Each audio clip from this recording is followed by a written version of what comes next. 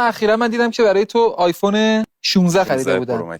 برای تو خب موتور خریدن. موتور میگیرم. میکروفون، هدفونای گرون البته. خودتون نمیتونید بخرید اینا رو؟ نه. توان مالیشون نه واقعا. جدی دارید میگی؟ چیو؟ که پولدار نیستی؟ پولدار باید باشید. چرا باید پولدار باشید؟ اونقدر پولدار که تو ذهنت هست نه. خب اون کسی که براتون اینا رو میخره چند سالشونن اون کسایی که اینا رو براتون میخرن؟ یه نفر دو نفر نیستن، کلشونن با همن. همشون با هم جمع میشن، پولایی که پدرشون با زحمت به دست آورده رو برای شما حروم ما میکنه.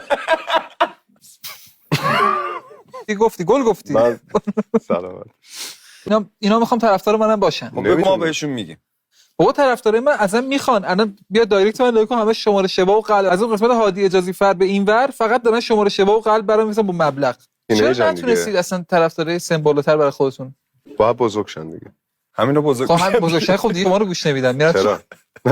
میرن سراغ آهنگای دیگه. غمگین میشن. رد سنی خاصی نداریم فکر میکنم، یعنی کم داریم. کدومو؟ 25 تا 35 40. بعد از 40 به بالا دوباره میاد. از 40 به بالا میاد، یعنی از 80 به بالا مثلا داریم. یعنی یه سری آدم 80 سالن که برای شما آیفون دارن میخرن. نه اینا حالا نمیاد. خب مثلا این شکلی خوانندگی که اگه بیشتر تمرین میکردید سن طرفداراتون بیشتر میشد یا نه؟ آخه ما خودمون بچه بودیم معروف شدیم. آهنگ هر بار این درو کم نبند رو